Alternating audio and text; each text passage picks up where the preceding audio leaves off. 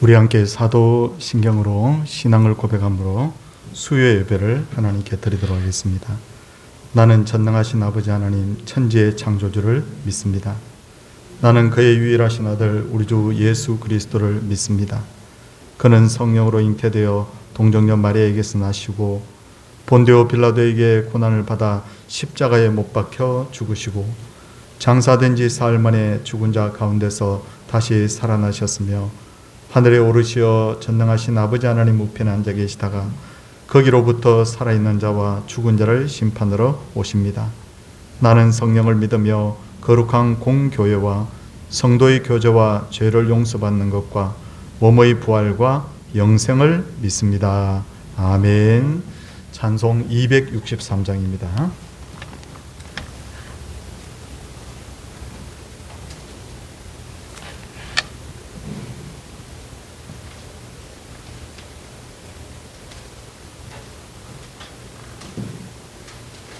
(263장)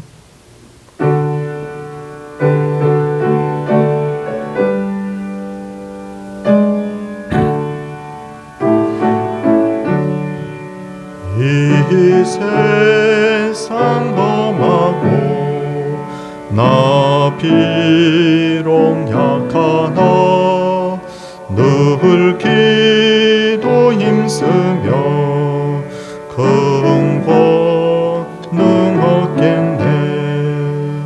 주의 은혜로 대속받아서 피와 같이 붉은 죄 눈같이 이겠네. 주님의 권능은 한없이 크오니 돌 같은 내 마음 꼭 보여주소서. 주의 은혜로 대속받아서 피와 같이 붉은 죄 눈같이 이겠네. 내 마음이 약하여 늘 넘어지오니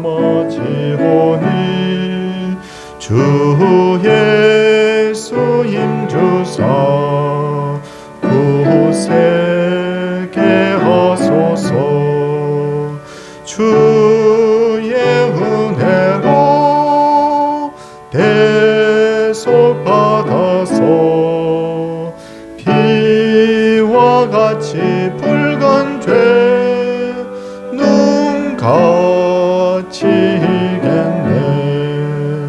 죄사함 받은 후 새 사람 되어서 주 앞에 서는 날 늘 찬송하겠네.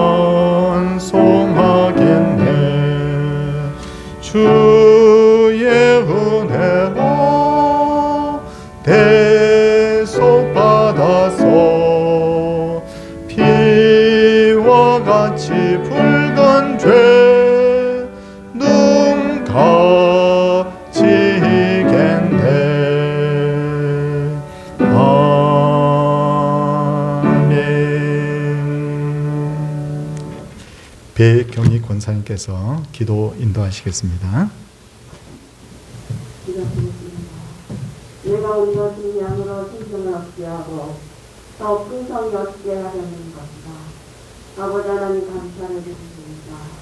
부활의 소망을 허락하시고 코로나로 인하여서 모든 생활에 전반이 힘들고 어려운 상황 속에 있을지라도 이렇게 대면 예배로 영상으로 수요 예배를 드릴 수 있게 하시면 감사를 드립니다. 그러나 저희들은 성령의 의지로 서기에 느끼고 정말 어렵고 힘든 이 시간을 지나오지만 주님 앞에 좀 더 가까이 나가지 못한 게 용서해 주셨고 더 열심히 해주고 하고 기도하지 못했습니다. 하나님 우리의 부족함을 다 치유하셔서 무심의 연약함, 성경의 연약함, 모든 상황이 호전될 수 있도록 인도하여 주시옵소서. 어렵고 힘든 상황 속에서도 교회가 해야 할 일을 이루는 것이 아니라 어떠한 상황과 여건 속에서도 지혜 주시고 능력 주셔서 교회에게 맡겨진 사명 넉넉히 감당할 수 있도록 인도하여 주시옵소서. 아버지 하나님, 이는 믿음으로 말미암아 살리라고 하셨사오니 이러한 어렵고 힘든 상황 속에서도 더욱더 믿음 주셔서 오직 주님의 말씀 붙들고 승리하는 성도들이 될 수 있도록 함께 하여 주시옵소서. 아버지 하나님, 정말 저희들이 힘들고 어렵습니다. 정말 주님 앞에 기도하지 않고서는 그 어떠한 상황과 여건이 지나갈 수 없음을 절실하게 느끼고 있습니다. 사람의 생각과 방법으로는 그 어떠한 것도 어떠한 나머지 문제의 신발이도 할 수 없음을 이 시간 고백합니다. 다시 한번 긍휼을 베풀어 주시옵소서. 정말 세계적으로, 나라적으로, 정말 교회적으로, 가정적으로 개개인의 모든 삶의 문제 속에 우리 주님 함께하여 주시옵소서. 정말 성도들의 부르짖는 그 부르짖음을 주님께서 외면하지 마시고 아버지 하나님 서서 초서마다 주님의 긍휼의 낯빛을 비춰주셔서 모든 상황과 여건들이 보존되어 우리가 다시 한번 주님 앞에 충성하며 기뻐하며 감사하는 삶이 날마다 회복될 수 있도록 주님 도와주시옵소서. 아버지 하나님 감사를 드립니다. 이렇게 몸된 교회를 섬길 수 있게 하시고 말씀을 듣게 하시니 감사를 드립니다. 정말 마지막 때에는 아버지 하나님 주님의 말씀이 고갈이 오므로 성도들과 모든 아버지 하나님 교회들이 무너진다고 하였습니다. 아버지의 불쌍히 여기시고 우리에게 주시는 이 생명의 말씀 오직 예수 그리스도의 터위에 든든히 세워져 갈 수 있도록 도와주시옵소서. 아버지 하나님, 우리가 말씀을 묵상하지 마라 주의 성령으로 임하여 주시옵시고 그 말씀의 능력이 우리의 영과 삶을 주장하며 나아갈 수 있도록 크나큰 능력으로 함께하여 주시옵소서. 아버지 하나님 감사를 드립니다. 이 시간도 다니엘 세우신 목사님 성령으로 충만케 하시고 먼저 은혜 받게 하시고 말씀에 전신갑 입혀주셔서 증거되는 말씀마다 능력이 되게 하시고 성도들의 영혼을 만족시키며 성도들의 아버지 하나님 가정을 회복시키는 능력의 말씀이 될 수 있도록 성령 하나님 함께하여 주시옵소서. 아버지 하나님 감사를 드립니다. 이 시간을 첫 시간이니 마치는 시간까지 주님으로 영광 받아 주시옵소서. 예수님의 이름으로 감사하며 기도드렸습니다.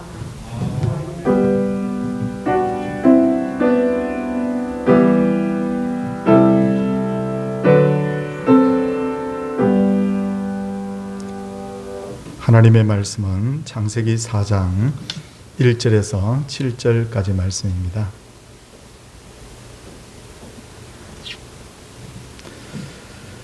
창세기 4장 1절부터 아담이 그의 아내 하와와 동침하매 하와가 임신하여 가인을 낳고 이르되 내가 여호와로 말미암아 덕남하였다 하니라. 그가 또 가인의 아우 아벨을 낳았는데 아벨은 양치는 자였고 가인은 농사하는 자였더라. 세월이 지난 후에 가인은 땅의 소산으로 제물을 삼아 여호와께 드렸고 아벨은 자기도 양의 첫 새끼와 그 기름으로 드렸는데 여호와께서 아벨과 그의 제물은 받으셨으나 가인과 그의 제물은 받지 아니하신지라. 가인이 몹시 분하여 안색이 변하니 여호와께서 가인에게 이르시되 내가 분하여 함은 어찌 됨이며 안색이 변함은 어찌 됨이냐. 내가 선을 행하면 어찌 낯을 들지 못하겠느냐.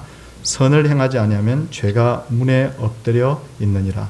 죄가 너를 원하나 너는 죄를 다스릴지니라. 아멘.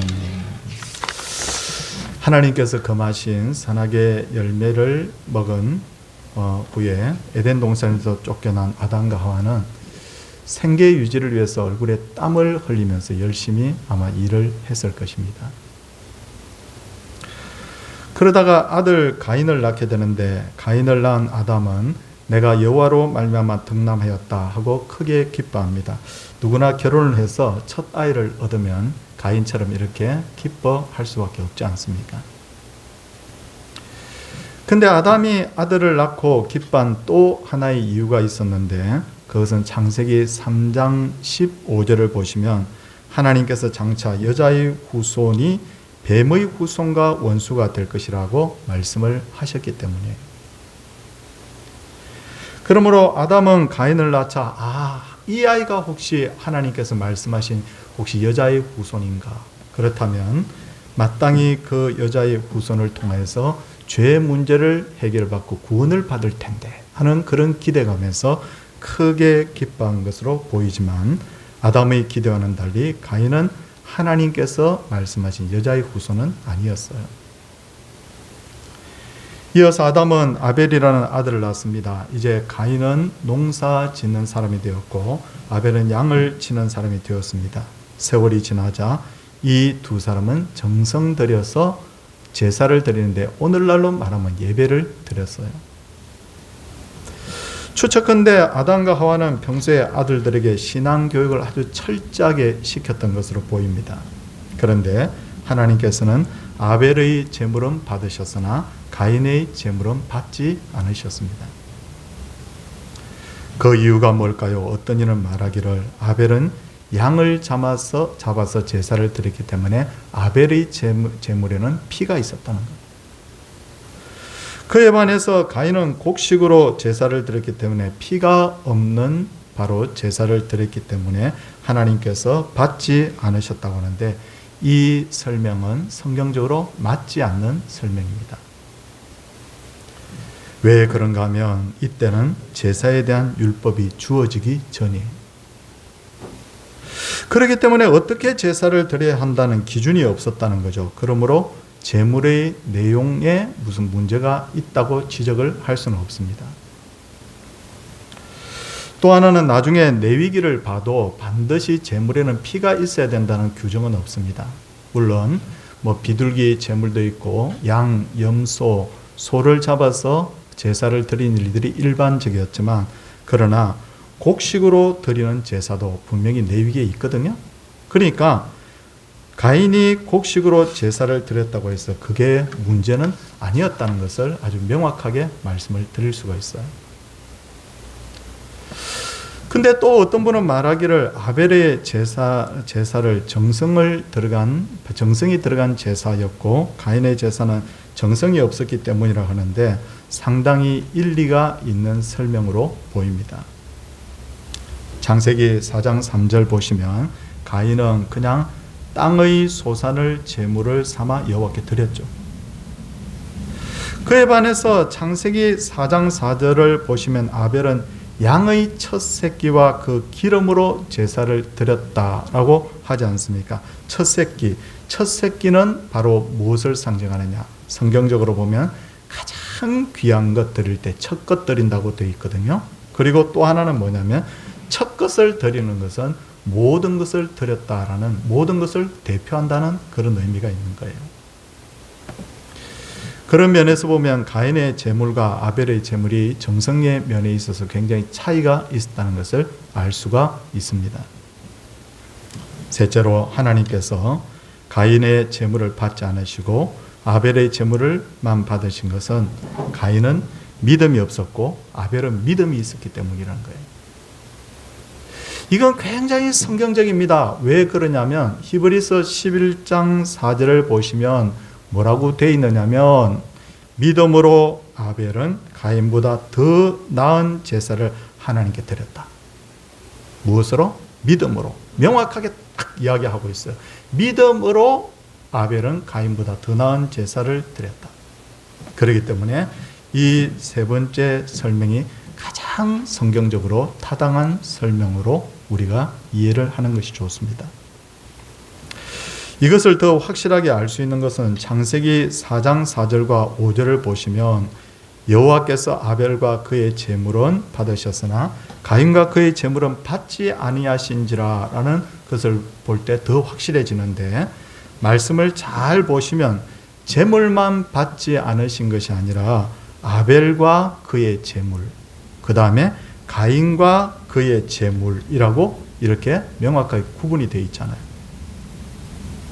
그러니까 하나님께서 제일 중요하게 보신 것이 뭐냐면 제물을 보신 것이 아니었다는 거예요. 뭘 보셨다고요? 그 제물을 드린 사람이 누구냐, 그걸 보셨다는 거예요. 그래서 아벨과 그의 제물, 가인과 그의 제물, 그렇게 말씀하고 있습니다. 그렇다면 우리가 매주 예배를 드릴 때도 하나님께서 우리의 마음을 먼저 보신다는 것을 알아야 되죠. 야, 저 사람이 예배 오는데 헌금을 얼마나 가지고 오느냐, 그것보다도 더 중요한 걸 뭘 보신다고요? 바로 마음을 보신다는 겁니다. 어떤 목사님이 예배를 인도하고 있는데 거기 성도님 한 분이 계속 볼펜을 꺼내서 주보에다가 뭔가 적더라는 거예요. 그래서 이 목사님이 이 말씀을 적고 있구나라고 그렇게 생각했는데 나중에 그 성도님이 주보를 그냥 두고 그냥 가더라는 거예요. 예배 마치고. 그래서 도대체 뭐라고 적었는지 하고 가봤더니 거기에다가 뭘 잔뜩 숫자를 적어가지고 더하기 빼기 그런 계산을 잔뜩 해놨더라는 거예요. 그러니까 예배 시간에 뭘 했다고요? 설교 듣지 않고 엉뚱한 생각하고 있었던 거예요. 어떤 교회는 예배 시간에 자꾸만 이렇게 시계를 자꾸 이렇게 봅니다. 시계를 보다가 평소보다 예배가 한 5분, 10분 정도 이렇게 길어지면 좀 짜증을 막 내요. 왜 오늘따라 저렇게 설교를 길게 하느냐고. 그리고 어떤 교회는 예배 시간만 되면 자꾸 좁니다. 과연 이 예배를 하나님께서 받으시겠냐는 거죠. 어떻게 생각해 보면 저는 이런 생각도 좀 들었습니다. 뭐냐면 그래도 예배 시간에 다른 데 가지 않고 세상 어떤 놀이를 하기 위해서 친구 만나기 위해서 가지 않고 예배당에 와서 그 자리에 앉아 있다는 것만 해도 참 어떻게 보면 하나님 보시기 예쁜 마음이죠. 이왕이면 그러나 마음을 다해서 하나님 앞에 예배 드린다면 얼마나 하나님께서 기뻐하실까 하는 것이죠. 그러기에 예배를 잘 드리기 위해서는 반드시 예배 준비를 잘 할 필요가 있습니다. 전에도 한 번씩 강조를 했습니다. 토요일 모처럼 주말인데 하고 그렇게 늦게까지 사람 만나고 TV 보고 옳지 않아요. 토요일은 예배를 위해서 잠자리에 일찍 드는 날이에요. 그리고 또 우리가 예배를 잘 드리기 위해서 실천할 수 있는 게 어떤 게 있을까요?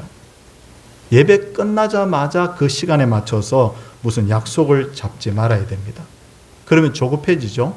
조금만 예배가 길어지면 그럴 때 막 좌불안석하게 되지 않습니까? 그리고 또 예배 잘 드리기 위해서 어떻게 해야 될까요? 예배 드리러 오기 전에 집안에 무슨 신경 쓸 일이 없도록 해놓고 예배를 드리러 와야 되는 거예요. 그래서 옛날 저희들 아주 한 3, 40년 이상 선배 되시는 분들은 예배 드리러 올 때 반드시 빨래 다 이렇게 빨랫줄에서 걷어놓고 오라고, 장독대 다 닫아놓고 오라고. 왜? 그게 예배 드리다가 비 오면 마음이 그리로 가버리니까. 그래서 정말 예배 드리기 위해서 목사는 한편의 그 예배 설교를 위해서 굉장히 많은 준비를 하거든요. 근데 성도도 예배 잘 드리기 위해서 마음 준비가 그만큼 필요하다는 거예요. 가인이 바른 마음을 가지고 제사를 드리지 않았을 때 가인이 드린 제물을 하나님 받지 않으셨어요. 그렇다면 예배자가 바른 마음으로 예배를 드리지 않으면 그가 드린 기도 하나님께서 받으시겠습니까? 그가 드린 예물은 어떨까요? 그가 드린 찬양은 어떨까요? 누구누구와 그 기도를 받으신 하나님, 누구누구와 그 헌물을 받으신 하나님, 이렇게 현대식으로 표현할 수 있잖아요. 근데 예배자의 마음이 하나님께 가 있지 않다면 그가 드린 것도 하나님께서 받으시지 않을 가능성이 많지 않겠습니까? 하나님께서 아벨의 제물만 받으시자 가인은 안색이 변합니다. 그러자 하나님께서 뭐라고 말합니까? 내가 분하여 하면 어찌 됨이며 안색이 변하면 어찌 됨이냐. 내가 선을 행하면 어찌 낯을 들지 못하겠느냐. 선을 행하지 않으면 죄가 문에 엎드려 있느니라. 죄가 너를 원하나 너는 죄를 다스릴지니라. 그렇게 말씀하고 계세요. 죄가 문에 엎드린다. 이 말이 무슨 말입니까? 예를 들어서 사자가 짐승을 사냥을 할 때 그냥 막 쫓아가서 잡지 않아요. 먼저 자세를 최대한 낮춰서 사냥감을 하루 몇 시간이고 이렇게 노려본다는 거예요. 그러다가 사냥감이 한눈을 팔거나 약점을 보이면 손살같이 달려들어서 사냥감의 목덜미를 확 물어버린다는 거예요. 이와 같이 죄도 우리를 노려보고 있다가 틈을 보이면 우리의 마음에 들어온다는 거예요. 그러므로 죄를 짓지 않도록 마음을 잘 다스리는 것이 굉장히 중요합니다. 가끔 짜증이 나려고 할 때가 있죠. 그런 마음으로 하나님 짜증내지 않게 해주세요. 화내지 않게 해주세요. 뭐 하는 거예요? 죄가 틈을 탈 기회를 안 주는 거예요. 가끔 또 누군가 대화를 할 때 하나님 우리가 미리 좀 마음 먹을 필요가 있어요. 온유한 말 하게 해주세요. 그게 뭐예요? 죄로 하여금 틈타지 않게 하는 거예요. 하루를 시작할 때도 이렇게 기도하면서 시작할 필요가 있습니다. 하나님 눈은 봄으로 죄짓지 않게 하시고 귀는 들음으로 죄짓지 않게 하시고 입은 말함으로 죄짓지 않게 해주세요. 이렇게 우리가 마음을 딱 먹고 하루를 시작하면 죄가 아무리 우리를 노려보고 있어도 틈이 없으니까 그 죄가 틈을 탈 수가 없는 것입니다. 그렇기 때문에 우리는 죄를 다스리는 법을 분명히 배워야 됩니다. 가인은 끝내 죄를 다스리지 못하고 동생 아벨을 때려 죽입니다. 그런데 창세기 4장 8절 말씀 제가 읽지 않았는데 우리 성도님들 한번 4장 8절 말씀을 한번 보시기 바랍니다. 한번 찾아보시기 바랍니다. 가인이 그 아우 아벨에게 말하고 그들이 들에 있을 때 가인이 그의 아우 아벨을 쳐 죽이니라. 이렇게 기록이 되어 있어요. 가인이 그 아우에게 말하고 그렇게 됐죠. 가인이 그 아우 아벨에게 말하고 이렇게 되어 있는데 무슨 말을 했는지 우리가 알 수가 없습니다. 그렇죠? 그런데 그 말하고라는 그 단어에 보면 옆에 뭐가 붙어 있느냐면 숫자 4가 붙어 있는 걸 보실 겁니다. 보이세요? 여러분 성경을 보시면 붙어 있어요. 다 붙어 있어요. 거기에 바로 4라고 붙어 있습니다. 4라는 것은 뭐냐면 밑에 성경 밑에 있는 4번 각주를 보라는 뜻이죠. 그 각주를 보면 그 4번 각주에 뭐라고 기록이 되어 있느냐면 고대 역본들에 의하면 우리가 들로 나가자가 있음. 그렇게 되어 있어요. 그러니까 어떻게 했다고요? 가인이 아벨에게 우리가 들로 나가자 그렇게 말을 했다는 거예요. 성도님들 하나님께서 성경을 주셨을 때 그 성경을 신앙인들이 얼마나 가지고 싶었겠어요. 근데 인쇄술이 발달하지 않기 때문에 요즘은 뭐 성경 한 3만 원, 4만 원 이렇게 주면 사잖아요. 근데 인쇄술이 발달하지 않았기 때문에 많은 사람들이 그것을 일일이 손으로 베껴서 썼습니다. 이걸 뭐라고 합니까? 손으로 일일이 베껴서 복사한다고 해서 이걸 필사라고 합니다. 근데 필사를 한 것을 이렇게 필사를 한 것 다 했어요? 그러면 엄청난 분량이에요. 종이가 이런 종이가 아니었기 때문에 양피지, 파피루스 뭐 이런 거에 그러다 보니까 엄청 양도 많고 그렇죠. 그러면 그걸 자기 교회에 가져갑니다. 그러면 그 교회 성도들이 너도 나도 야 나도 좀 한 권 좀 베꼈으면 좋겠어. 성경이 얼마나 귀한지 몰라요. 그래서 또 필사하고 이러다 보니까 어떤 것이 생기느냐면 복사를 하지 않았기 때문에 이 필사하는 과정에서 약간의 차이가 생기는 거예요. 이번에 우리 잠언 필사해 보셨죠? 필사해 보면 잠언 필사 31장 양도 얼마 안 되는데도 보면 어떤 데 보면 저도 그럴 때 있었어요. 방금 20절 말씀 기록했는데 그 다음 21절 말씀 기록해야 되는데 그 다음 22절 말씀을 제가 보고 기록을 하고 있더라고요. 그럴 때도 있더라고요. 우리가 그 정도 말씀을 기록하는데도 그렇게 실수하는데 이거 전체를 기록하다 보면 실수를 할 수밖에 없지 않습니까? 그런데 참 다행인 것은 지금 세상에 존재하는 고대 필사 사본들 굉장히 많습니다. 얼마나 많으냐? 한 몇백 개 되나요? 이렇게 묻는데 제가 말씀드리면 한 몇만 개 됩니다. 몇만 개. 그 뺏기고 또 뺏기니까. 근데 놀랍게도요. 그 필사된 성경을 학자들이 다 가져다가 대조를 해보니까 차이가 있는 건 정말 아주 미묘한 차이밖에 없고 거의 차이가 없어요. 왜 이렇게 차이가 없느냐라고 보니까 옛날에 그 유대인들이 성경을 얼마나 귀하게 여겼으면 성경 필사 한 장 한 장 할 때마다 목욕하는 거예요. 그리고 이 성경을 기록할 때 붓을 빨아가면서 쓰고 거기다가 한 번 기도하고 한 구절 쓰고 한 번 기도하고 한 구절 쓰고 자기가 이렇게 필사를 하면 옆에 확인하는 사람이 붙어서 확인하고 이랬다는 거예요. 그러니까 얼마나 이 필사를 정확하게 했겠습니까? 그런데도 불구하고 사본에 따라서 약간의 차이가 있는데 우리말 성경을 번역하면서 이 사본의 내용을 가져가서 번역해야 될지 저 사본의 내용을 가져가서 번역을 해야 될지 약간 혼란스러울 때 있거든요. 근데 어떤 사본에는 가인이 그 아우 아벨에게 그냥 말하고 라고 돼 있고 어떤 사본에는 가인이 아벨에게 우리가 밖에 나가자라고 말한 것으로 기록이 돼 있고 그렇죠? 그래서 우리는 이런 경우에는 뭐냐면 밑에다 각 줄을 달아서 어떤 사본에는 이렇게 돼 있다라고 그렇게 밝히고 있어요. 그러니까 우리가 성경 보는 데 있어서 혼란해할 필요는 아무것도 없습니다. 그런데 성도님들, 우리가 덜로 나가자 그러잖아요.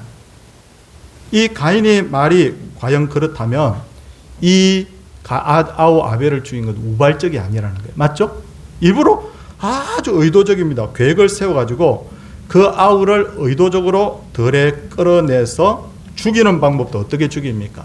아주 잔인하게 때려서 죽이지 않습니까? 그러고 보면 가인이 얼마나 악한 사람인지 알 수가 있어요. 근데 왜 가인이 아벨을 죽였을까요? 아벨이 가인에게 엄청난 잘못을 했기 때문입니까? 그거 아니잖아요. 뭡니까? 가인이 아벨을 질투해서 죽인 거예요. 단순한 질투가 살인이 돼버린 거예요. 저도 여러분도 이 부분에 대해서 좀 깊이 좀 생각할 필요가 있습니다. 왜 그런가 하면 우리에게도 가인과 같은 마음이 있기 때문에. 어떤 분은 다른 사람을 굉장히 미워하더라고요. 미워해요. 근데 그 사람 정말 없어졌으면 좋겠다 이렇게 말하는 경우들도 있더라고요. 근데 왜? 근데 정말 그 사람이 죽일 만큼 나에게 잘못해서 그런 것이 아니라 그 사람이 어느 날 말 한마디를 했는데 그게 자기 자존심을 건드렸다는 거예요. 그래서 그 사람 없어졌으면 좋겠어. 이렇게 말하는 거예요. 자존심 건드렸으니 화가 나고 집에 가서 생각해보니 점점 더 화가 나고 잠도 안 오고 그래서 자꾸만 그 말 실수한 것이 마음속에 자꾸만 귓가에 맴돌다가 자기 혼자서 나중에 무슨 생각을 했냐면 그 사람 없어졌으면 좋겠어. 이렇게 가인처럼 생각한다는 거예요. 하나님은 이런 사람에 대해서 뭐라고 말합니까? 죄가 문에 엎드려 있느니라 죄가 너를 원하나 너는 죄를 다스릴지니라. 그렇게 말하고 있어요. 미움, 다툼, 저주 사실은 다 단순한 것에서부터 시작합니다. 그러기에 자기의 마음을 다스리는 것이 굉장히 중요해요. 사람이 조금 마음먹기에 따라서 정말 선을 이루기도 하고 악을 이루기도 한다는 것. 이런 걸 우리가 분명히 이 성경에서 볼 수가 있습니다. 이제 아벨은 죽임을 당했습니다. 가인이 이긴 것처럼 보이죠. 그러나 영적으로 보면 아벨이 이겼어요. 왜냐? 하나님께서는 아벨의 핏소리를 들으시고 그의 억울함을 풀어주시고 가인에게 오히려 벌을 내리셨기 때문입니다. 가인에게 내려진 벌은 두 가지입니다. 첫째, 유리하는 벌. 둘째, 불안한 삶이에요. 가인은 이렇게 말합니다. 무릇 나를 만나는 자마다 나를 죽이겠나이다. 가인은 평생 불안한 마음으로 삽니다. 그런데 어떤 분이 질문합니다. 아니 당시에 네 식구밖에 없었잖아요. 아담, 하와, 가인, 아벨. 근데 아벨이 죽었어요. 그러면 그 당시에 남아있는 사람 몇 명입니까? 3명밖에 없어요. 아담, 하와, 가인밖에 없어요. 그러면 가인이 뭐라고 합니까? 무릇 나를 만나는 자마다 나를 죽이겠나이다. 누가 죽인다는 거예요? 부모가 자기 죽인다는 거예요? 누가 죽인다는 거예요? 이렇게 의문을 제기하기도 합니다. 그런데 성경을 보면 이 의문도 금방 풀려버려요. 진짜 풀기 힘든 말씀도 들어있지만 성경을 정말 깊이 연구해 보면 답이 다 있어요. 뭐냐? 어디를 보면 아실 수 있느냐면 창세기 5장 4절을 우리 살짝 한번 찾아봐 보시기 바랍니다. 창세기 5장 4절 보십시오. 5장 4절에 보면 말씀이 뭐라고 기록되어 있느냐면 아담은 셋을 낳은 후에 셋은 아벨 다음으로 낳은 아들이잖아요. 셋을 낳은 후에 800년을 지내며 누구를 낳았다고요? 자녀들을 낳았으며 라고 되어 있습니다. 자녀들이란 건 뭡니까? 아들도 또 낳고 딸도 또 낳고. 이거 얼마나 많이 낳았냐면 800년을 더 지내면서 아들과 딸을 굉장히 많이 낳았다는 거예요. 그러니까 무슨 말이냐면 가인은 우리가 생각할 때 우리는 이렇게 그냥 단순하게 생각합니다. 아, 가인이 한 20살쯤 됐을 거야. 아벨이 한 열 몇 살쯤 됐을 거야. 근데 때려 죽였을 거야. 근데 그게 아닐 수도 있어요. 가인이 나이가 꽤 들고 아벨도 나이가 꽤 들었을 수도 있어요. 얼마든지 그렇게 볼 수 있어요. 그리고 그 당시에도 또 우리가 성경을 이렇게 보면 그 당시에도 분명히 아담과 하와가 낳은 또 다른 아이들도 또 있을 수도 얼마든지 있겠죠. 그렇게 보이지 않습니까? 아니면 얼마든지 그 후에 아담과 하와가 아들을 낳고 딸을 낳았다고 하니까 그 후에 어떤 예측에서 나중에 인구가 자꾸 늘어나면 그 중에 누군가가 나를 죽이지 않을까. 이미 있는 그 누구 아니면 태어날 그 누구가 분명히 나를 죽이지 않을까 하는 그런 어떤 불안감에 가인이 휩싸였던 거죠. 그래서 나를 만나는 자마다 나를 죽이겠나이다. 아마 그렇게 말을 했던 것 같습니다. 이처럼 죄라는 것은 절대 사람에게 평안을 주지 않습니다. 죄를 지으면 참 그렇습니다. 우리 다 살면서 죄를 다 지어보지 않습니까? 내가 왜 화를 냈을까? 내가 왜 그 사람하고 왜 다투고 싸웠을까? 내가 왜 부부싸움을 했을까? 내가 왜 그 사람을 미워했을까? 다 죄 짓고 살았잖아요. 근데 죄 지으면 항상 결과가 뭐냐면 불안하고 마음이 찝찝하다는 거예요. 그럴 때 어떻게 해야 되느냐면 우리가 죄 문제에 대해서 어떻게 해결해야 되는가는 레위기서가 거기에 대해서 명확한 답을 줍니다. 레위기는 이렇게 말합니다. 하나님께 죄를 지은 것이 있으면 철저하게 회개하라. 그런데 사람에게 죄를 지었으면 어떻게 해야 됩니까? 그러면 하나님께도 회개하고 그 사람에게도 사과하고 변상할 거 있으면 변상하라. 그거예요. 이게 무슨 원리냐면 속죄죄와 속건죄의 원리라는 거예요. 성경에 5대 제사 나와 있지 않습니까? 거기에 보면 속죄죄는 뭐며 속건죄는 뭔가라는 부분이 있잖아요. 하나는 뭐냐면 그냥 회개만 하면 되는 거. 하나는 뭐냐면 회개와 동시에 반드시 변상해야 되는 거. 지난번에도 제가 말씀드렸죠. 뭐냐면 사람에게 죄 지어놓고 그 사람이 이렇게 이야기한다. 나 하나님께 회개했기 때문에 나 이제 죄 문제 다 해결받았다. 그건 아니에요. 뭐냐면 사람에게 죄 지은 것에 대해서는 반드시 그 사람하고 또 풀어야 될 몫이 있다는 것을 알아야 됩니다. 사랑하는 성도님들, 오늘 창세기 4장 살펴봤는데요. 저는 우리의 마음을 이 설교를 준비하면서 이런 생각을 해봤어요. 제게도 우리 성도님들에게도 아벨의 마음도 있고 가인의 마음도 있는 것 같아요. 제가 볼 때. 정말 우리가 하나님 앞에 믿음으로 살려고 애쓰고 각오하면 우리의 마음이 어느덧 모르게 아벨의 마음이 되더라고요. 근데 조금만 마음을 잘못 먹으면 죄가 딱 웅크리겠다고 우리를 딱 이렇게 덮치는데 그럴 때 되면 우리도 모르는 사이에 가인의 마음도 가지게 되더라고요. 사랑하는 성도님들, 하나님께서 이 시간 성령을 통하여서 우리의 마음을 다스려 주셔서 죄악된 이 세상에서도 죄에 물들지 않고 죄에 삼킴받지 않고 정말 하나님 앞에 믿음을 신실하게 잘 지키는 그런 우리 귀한 성도들 되시기를 주님의 이름으로 소원을 드립니다. 찬송하도록 하겠습니다. 찬송 287장이에요.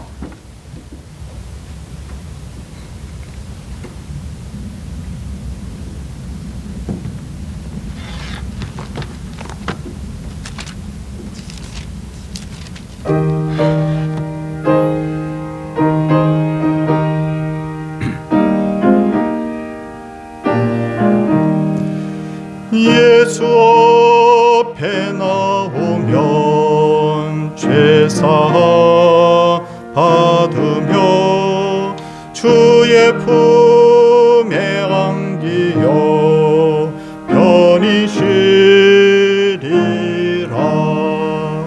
우리 주만 믿으며 모두 구원 얻으며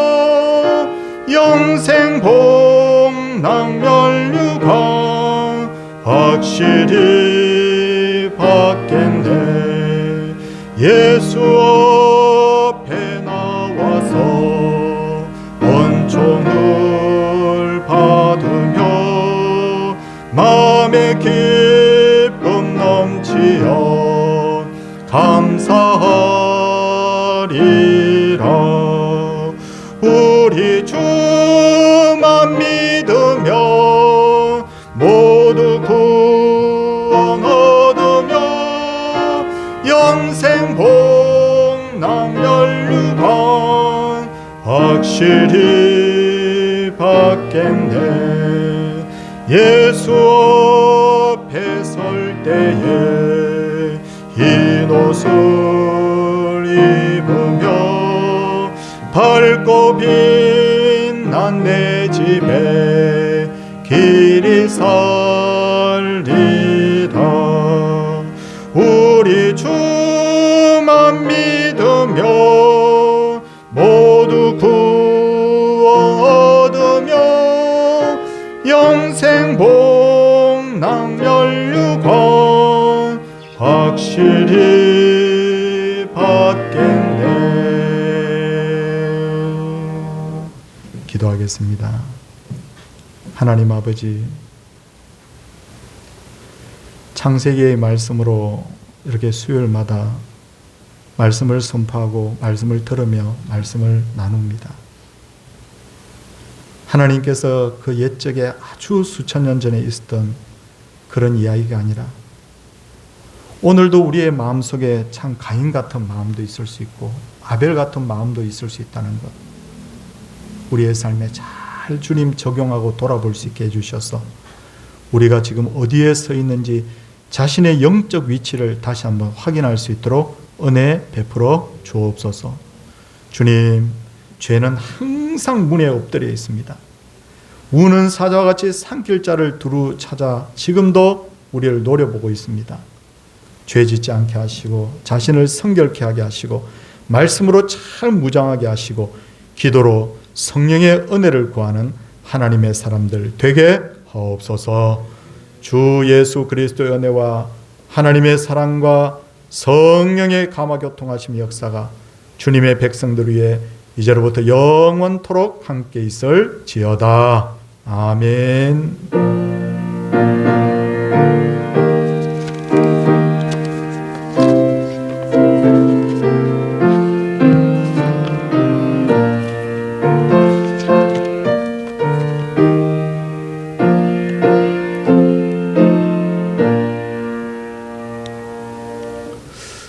예배를 마쳤습니다. 여기 자리에 나오셔서 대면으로 이렇게 예배 드리시는 분들 감사하고, 또 이 시간 영상으로 예배 드리시는 분들도 하나님께 우리 신령과 진정의 늘 예배가 이루어지기를 원합니다.